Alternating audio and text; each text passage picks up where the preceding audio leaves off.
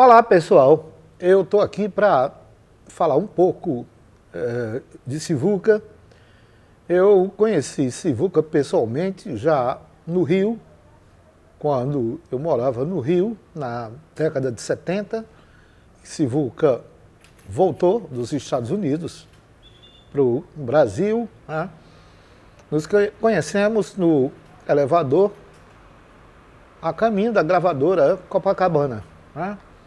Depois gravamos juntos lá no Rio, fizemos umas gravações lá, coisinha curta, né? E quando eu morava em Fortaleza, Sivuca foi fazer um show lá no teatro e eu fui ao hotel falar com ele. Depois a Glorinha me pediu para ir com ela, que eu conhecia Fortaleza, que ela queria comprar um par de tênis para ele. Fui. No retorno, Sivuca desceu, ficamos tomando um café e conversando, e ele perguntando pela sanfona de 8 baixos. Na hora do show, eu fui para o show à noite. Quando eu cheguei no camarim para cumprimentá-lo, ele disse: Luizinho, vamos para cá, que aqui não tá bom. Aí eu vamos, porque Sivuca ele não enxergava lá muito bem, né?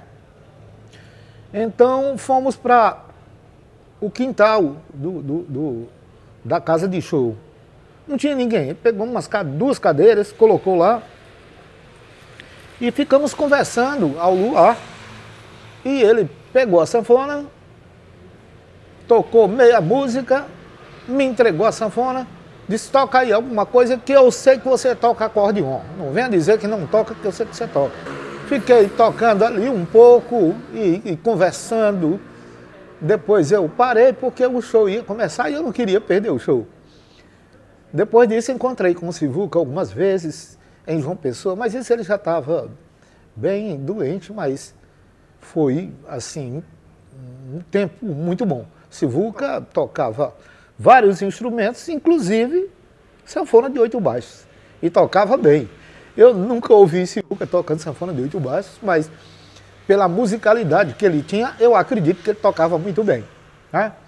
Então, por isso, eu vou começar aqui tocando um choro de Sivuca muito conhecido, intitulado Homenagem à Velha Guarda.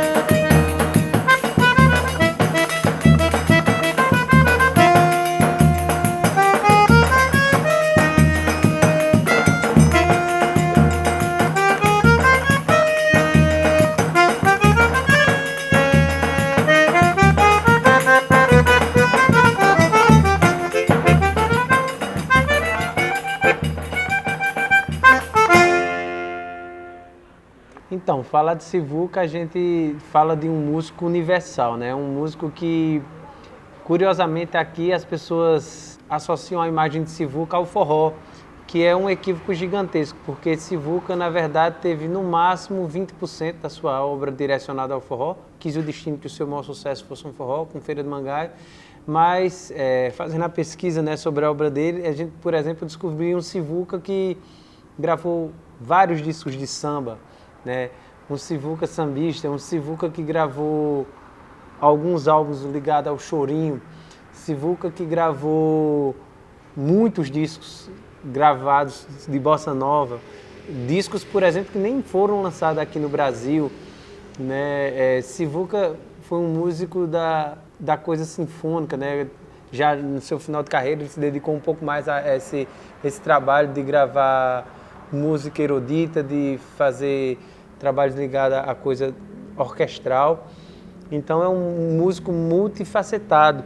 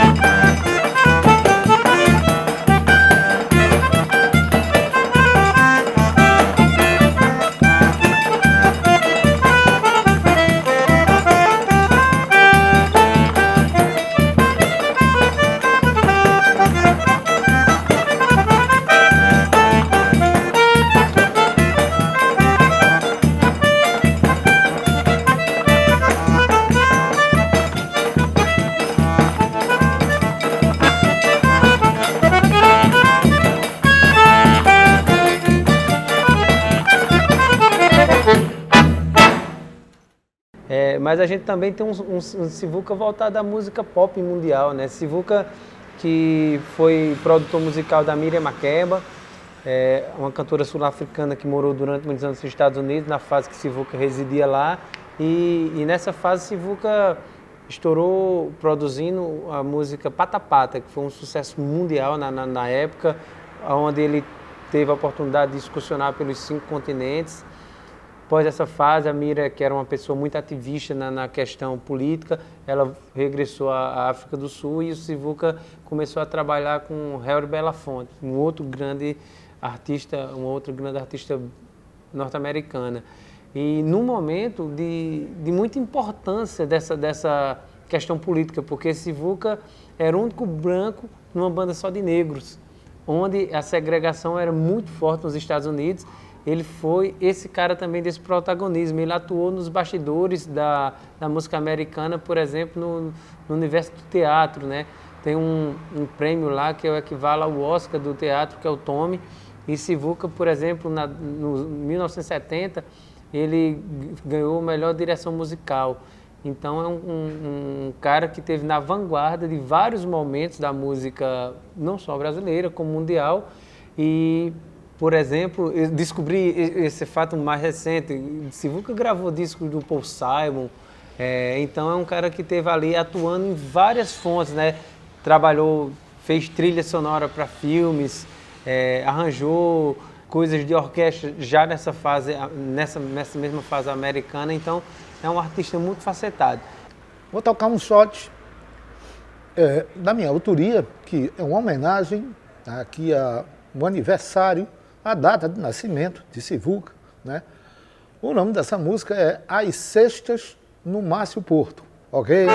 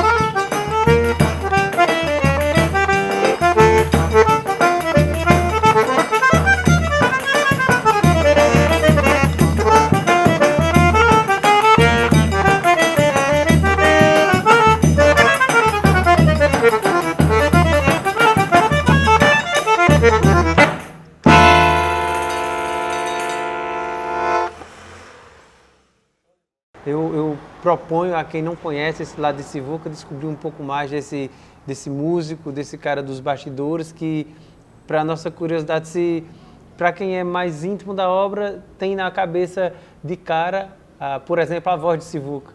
Mas para muitos, você para e fala, nossa, eu não me lembro da voz de Sivuca. Um grande cantor, né? Gravou músicas assim antológicas, por exemplo, No Tempo dos Quintais, que Fagner gravou também, uma música dele com Paulinho Tapajós. Adeus Maria Fulô, Arrastão, tem uma coisa bem clássica dele tocando no final dos anos 60, na Suécia. Então, é um artista que não só o paraibano, o campinense, mas o brasileiro precisa descobrir um pouco mais. Porque Sivuca fez muito mais sucesso fora do que aqui no Brasil. Aqui no Brasil ele foi um músico extremamente bem sucedido, mas na classe musical, que sempre entendeu e sempre respeitou muito. Mas a grande massa não conhece, de fato, a obra de Sivuca, que é muito complexa, muito gigante. Então, eu convido a todo mundo a conhecer. É uma forma fácil, tem quase todos os discos lá no site Forró em Vinil. Você vai ter acesso de forma gratuita, você vai chegar lá e fazer downloads dos discos de bossa nova, dos discos de samba, né? A Turma da Gafieira 1, Turma da Gafieira 2, Motivos para Dançar 1, Motivos para Dançar 2, enfim, os discos de choro. Esse Sivuca Plural vocês conseguem ouvir e baixar lá. Então, convido a vocês a conhecer um pouco mais da obra desse gênio da música brasileira. Valeu, é isso.